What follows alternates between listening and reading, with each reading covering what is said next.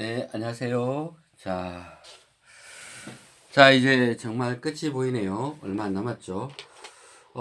요번 한 주 동안의 녹화를 중1부터 고1 여러분들까지 정신없이 해오고 있는 중입니다. 이제 두 강만 더 녹화를 하면 마무리될 것 같습니다.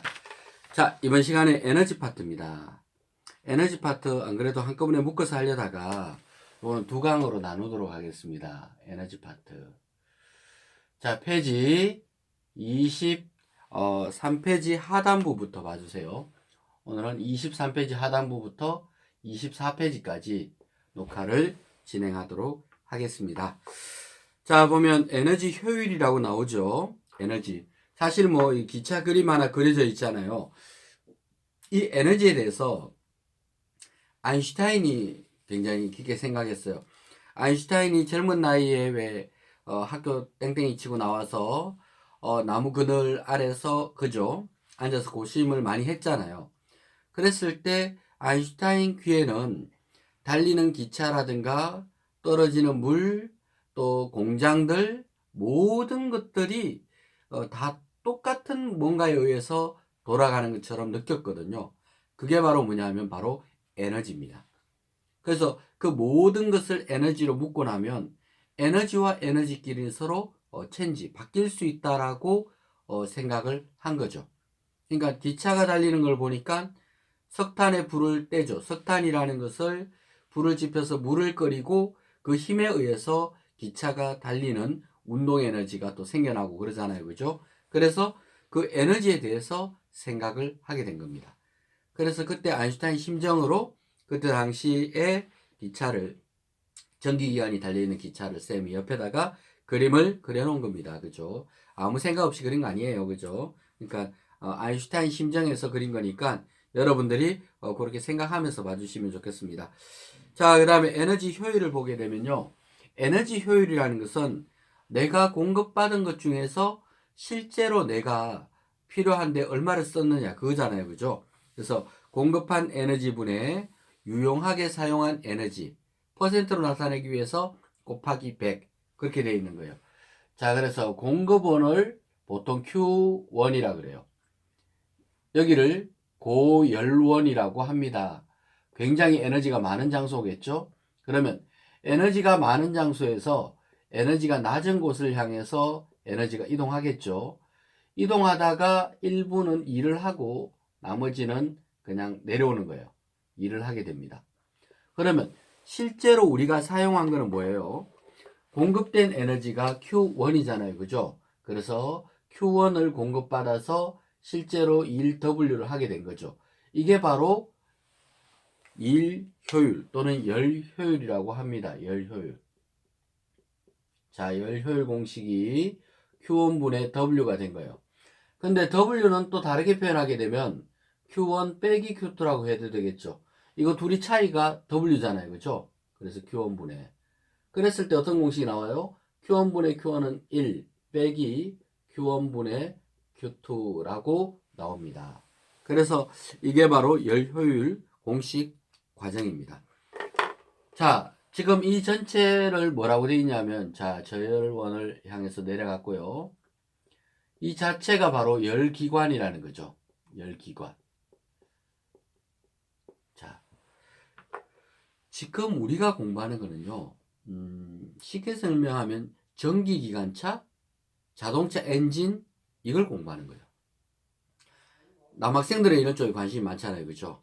그러니까 전기기관하고 자동차 엔진을 서로 간에 한번 비교를 해보도록 하겠습니다.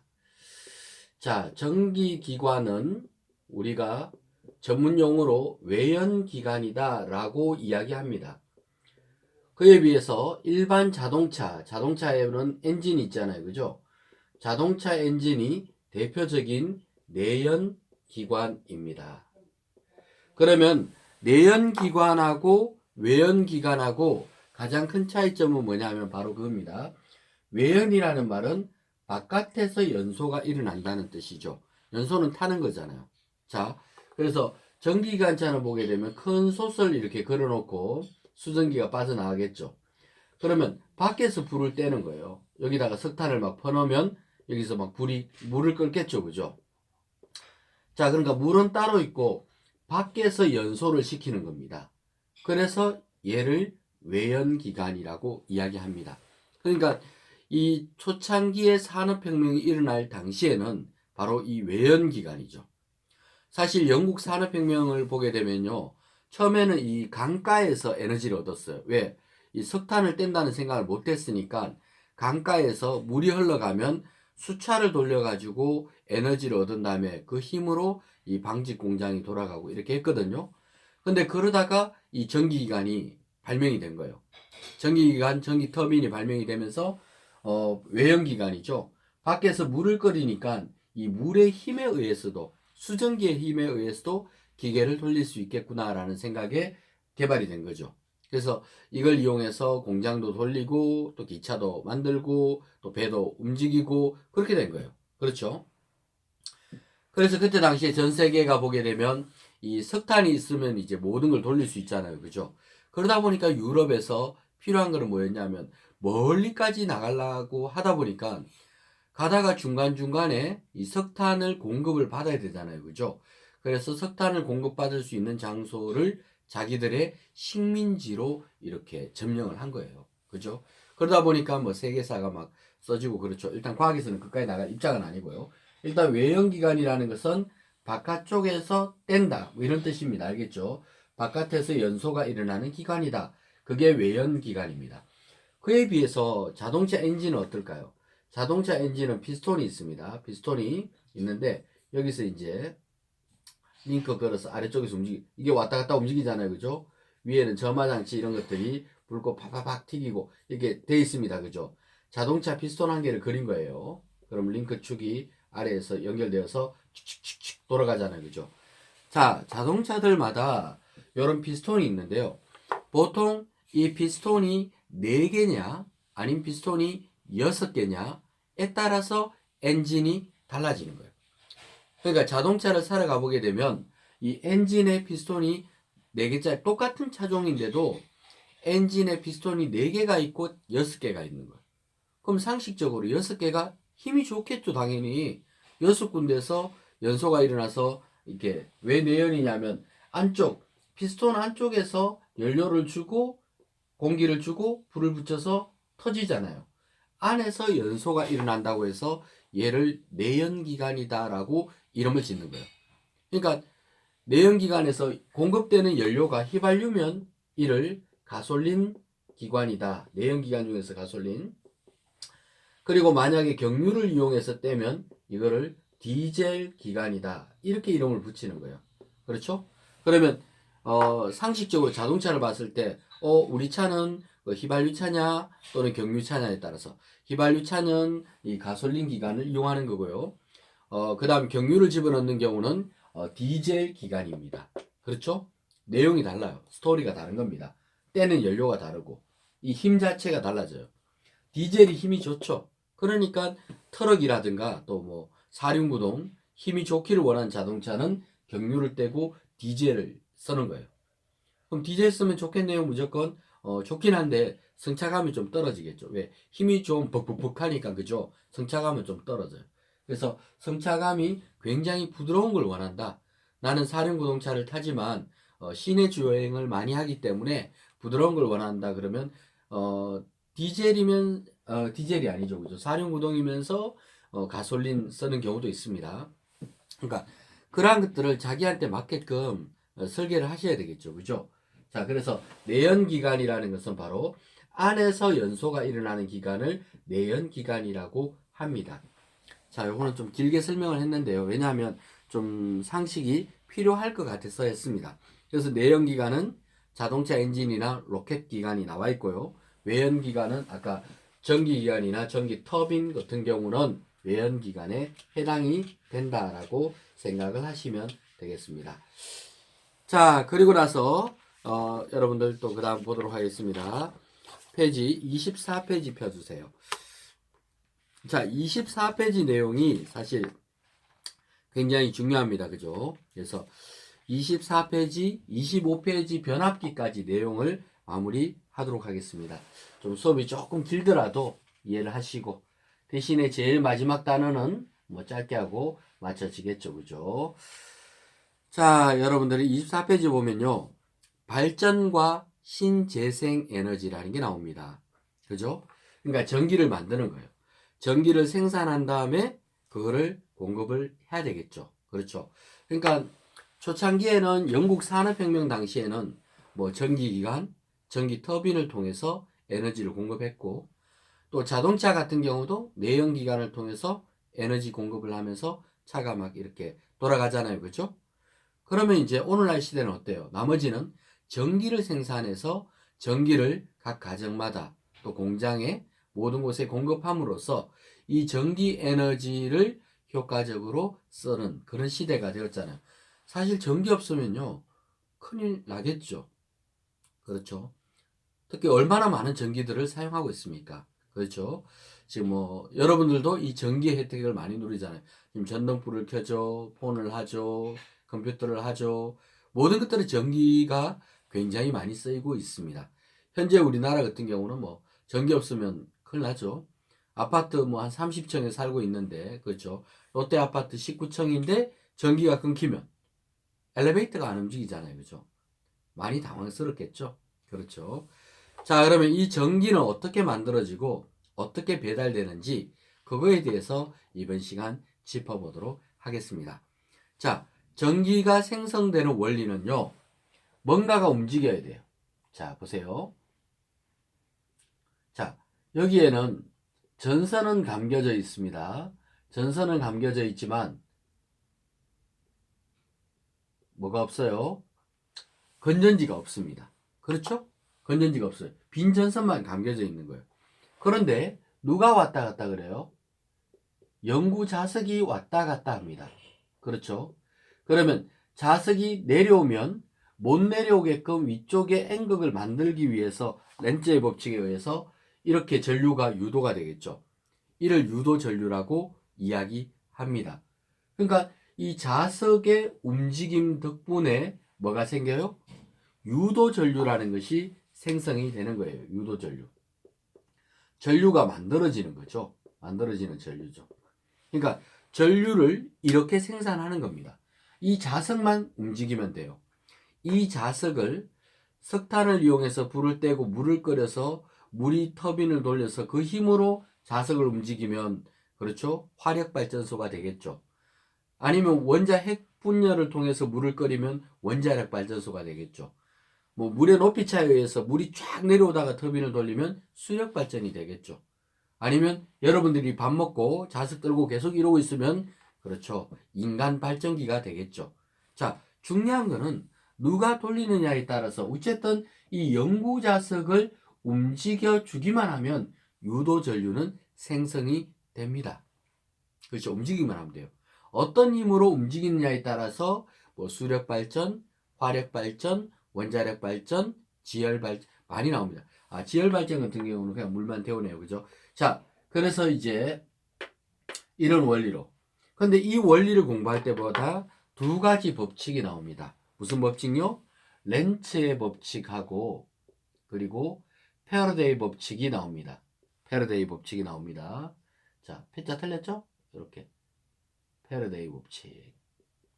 쌤 경상도 사람이 돼서 그런지 항상 어이, 아이 쓸 때마다 헷갈려요. 쓸 때마다. 그렇죠. 자, 그래서 렌즈의 법칙, 패러데이 법칙이 나오는데요. 똑같은 내용에서 이 두 가지 법칙이 나오는데, 학년이 높아져도 렌즈의 법칙과 패러데이 법칙을 구분을 못하는 사람들이 꽤 많습니다. 그건 뭐냐 하면 비슷비슷해요. 그죠? 똑같은 내용이 나오니까. 그럼 렌즈의 법칙은 뭐하고 관련되느냐 하면 바로 방향과 관계됩니다. 방향. 자, 만약에 자석이 내려오면 못 내려오게 막는 방향으로 전류가 유도되고, 도망가면 못 도망가게 막는 방향에서 전류가 유도가 됩니다. 그렇죠? 그래서 이 방향만 따지는 것을 렌즈의 법칙이라 그래요. 뭔가 일어나는 변화에 반대적인 방향으로 만들어지잖아요. 그죠? 이 방향만 따지는 게 렌즈의 법칙이고, 패러데이 법칙은 이 자석이, 그냥 자석, 약한 자석이냐, 센 자석이냐, 빠르게 오느냐, 느리게 오느냐, 변화가 크면 클수록, 자기장의 변화가 크면 클수록 더 많은 전류가 유도가 되겠죠. 그런 양적인 이야기를 할 때는 패러데이 법칙입니다. 그러니까 결국 패러데이 법칙은 양이에요. 양. 얼마나 많은 유도 전류의 양이 만들어지느냐. 양을 얘기하면 패러데이 법칙, 방향을 얘기하면 렌츠의 법칙. 똑같은 내용에서 방향과 양이 동시에 나오잖아요. 그죠? 그래서 구분을 지으셔서 이해를 하시는 것이 좋습니다. 그러니까 내용 설명할 때 방향이다라고 생각되면 여기에는 렌츠의 법칙이 적용되어서 그렇구나 라고 이해를 하시는 것이 도움이 되겠습니다. 자, 그 다음 아래쪽에 발전기 나옵니다. 발전기는 맨 똑같아요. 그죠? 방금 내가 설명을 했죠. 그죠? 그러니까 돌리잖아요. 파리채 같은 걸 돌리잖아요. 그죠? 영구자석이 있고 전자석이 있죠. 그러면 영구자석과 전자석의 이 변화에 의해서 유도 전류가 생성이 되는 것입니다. 그래서 화력 발전은 석탄과 석유를 이용했고, 핵 발전은 핵 분열을 이용하는 거죠. 수력 발전은 물의 높이 차이를 이용한다라고 생각하시면 되겠습니다. 그러면 이렇게 만들어지는 전기를 멀리까지 배달을 해야 돼요. 그게 상당히 심각한 문제입니다. 자, 만약에 만들었는 것이 배달하는데 배달 과정에서 전력 손실에 의해서 다 사라져 버린다면 곤란하겠죠. 이게 전력 손실이요. 상당히 자, 전력 손실이 공식을 E0라고 합니다. I 제곱 R 이 공식을 씁니다. 자, 전력 손실 공식은 항상 I 제곱 R 씁니다. 근데 전력이라고 하고서 왜 에너지 표시를 해요? 이렇게 하는데 특별히 그렇게 써요. 원래 보통은 전력이라고 하면 P를 많이 쓰죠. 그죠? P를 많이 쓰는데 결국은 이 손실된 게 그 에너지니까 그죠? 단위는 전력이지만 결국은 에너지니까 그래서 E0라고 표현을 합니다. 근데 뒤에 있는 공식은 전력 공식을 사용합니다. 그러면 왜 하필이면 원래 전력 공식은 세 가지가 있잖아요. 전력 P는 VI 또는 I 제곱 R 또는 R분의 V 제곱에서 세 가지 공식이 나옵니다. 근데 이 셋 중에서 왜 하필이면 이 중간에 있는 이 공식을 사용합니까? 라고 기억하셔야 돼요. 왜냐하면 V가 없죠. V가. 그러면 전기를 멀리까지 배달하다 보게 되면 멀리까지 배달하다 보면 직렬 연결이잖아요. 그죠? 직렬 연결에서는 전류값은 일정하지만 전압은 달락달락 다 틀려지잖아요. 그래서 전압은 변하기 때문에 이 공식에서 사용할 수가 없고 대신에 전압이 들어가지 않은 I 제곱 R 공식을 사용합니다. 그러니까 결국은 전선의 저항을 줄이든지 전선에 흘러가는 전류를 줄이든지 둘 중에 하나를 줄여줘야지 전력 손실이 어때요? 사라진다고 볼 수 있죠. 그래서 저항을 줄이기 위해서 요즘 초전도체에 대한 연구가 굉장히 각광을 받고 있습니다. 아직 완성은 되지 않았습니다. 초전도 물질은 어때요? 일정 온도에서 저항이 0이 되잖아요. 저항이 아예 0이 되면요, 손실이 없으니까 전류가 얼마나 많이 흐르든지 전혀 관계가 없게 되는 거예요. 그렇겠죠, 그죠? 그러니까 저항을 0으로 만들어 버리든지 아니면 현재로서는 이거는 지금 아직 불가능한 내용이니까 현재는 바로 이 전류를 갖다가 변화시키는 방법밖에 없습니다. 그러면 전류를 낮춰야 되겠죠.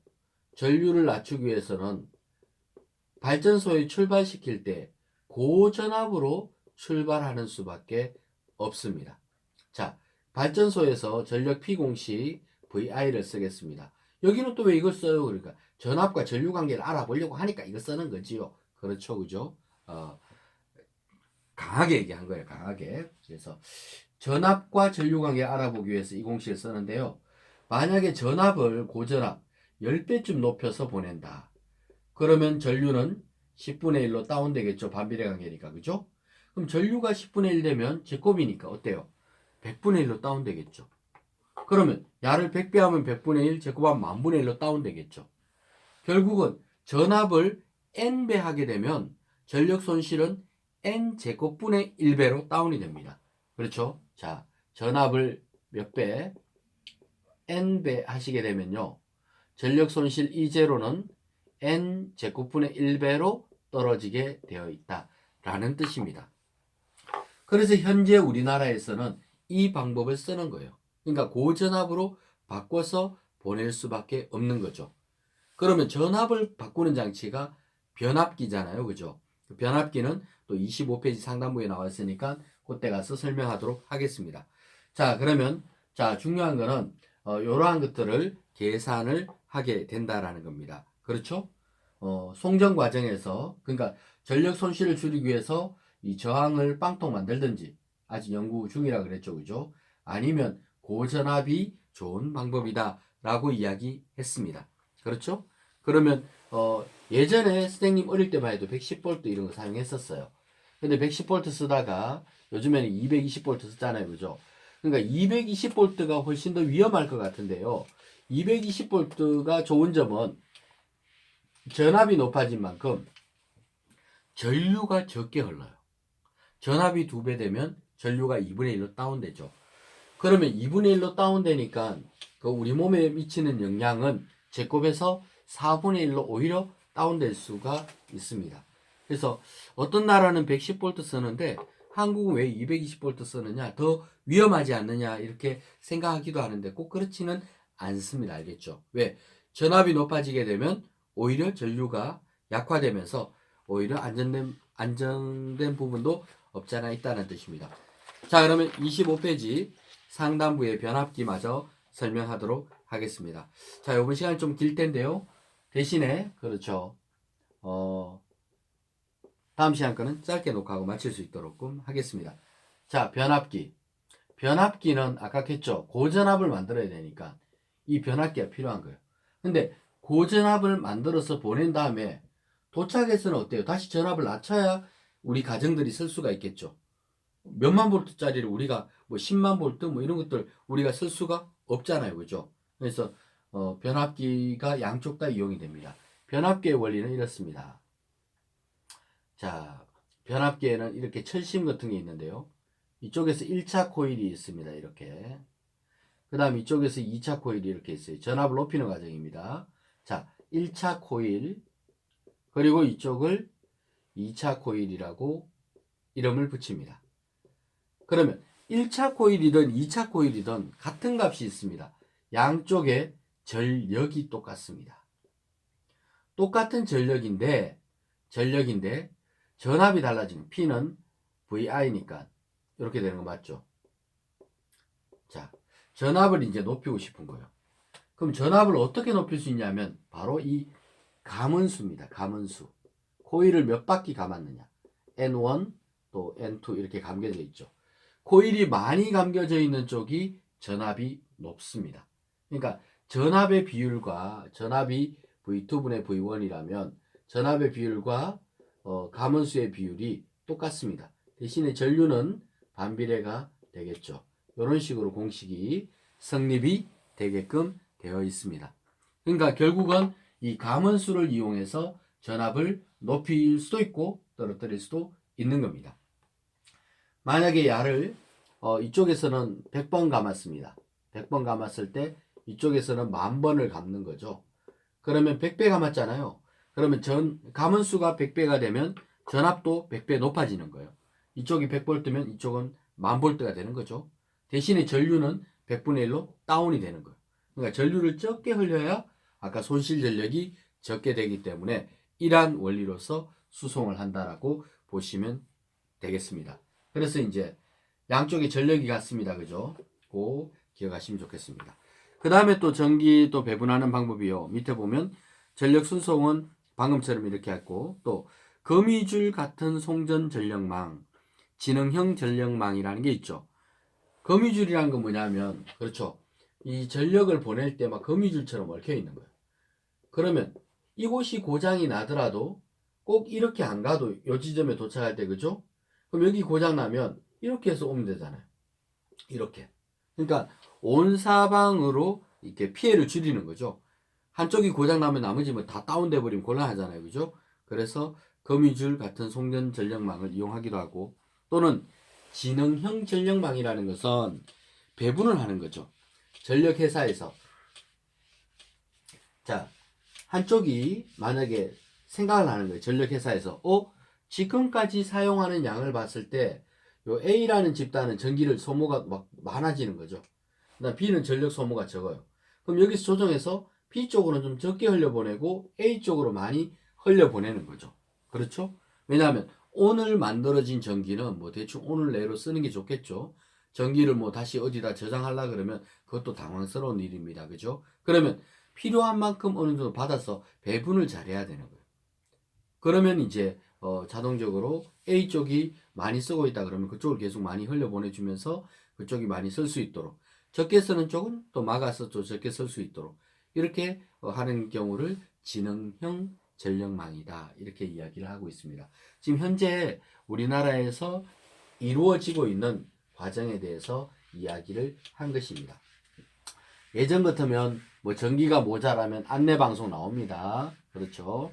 뭐 8시부로 전기가 싹 다 끊길 예정이오니 잠이나 주무셔요. 이렇게 나옵니다. 그죠? 그럼 우리는 그때 되면 깜깜하니까 숨바꼭질하러 나오기도 하고 그랬습니다. 근데 오늘날에는 그럴 일 없죠. 전력이 끊기지 않습니다. 그죠? 한 군데 고장 나도 그죠? 막 거미줄망으로 돼 있어가 또 다른 쪽을 통해서 이렇게 들어오기도 하고. 물론 우리 집 바로 앞에 전봇대가 딱 고장나서 집에 들어오는 그 과정이 고장나면 다시 고쳐질 때까지 기다려야 되지만 저 멀리서 고장났을 때는 이 거미줄 같은 송전 전력망을 이용해서 피해가 없도록끔 막 들어가고 있습니다. 그죠? 자, 이번 시간 에너지 파트 또 전기 파트 하다 보니까 내용이 좀 많이 길어졌죠. 자, 여기까지 하시고 다음 시간 마지막 수업 듣도록 하겠습니다. 네, 감사합니다.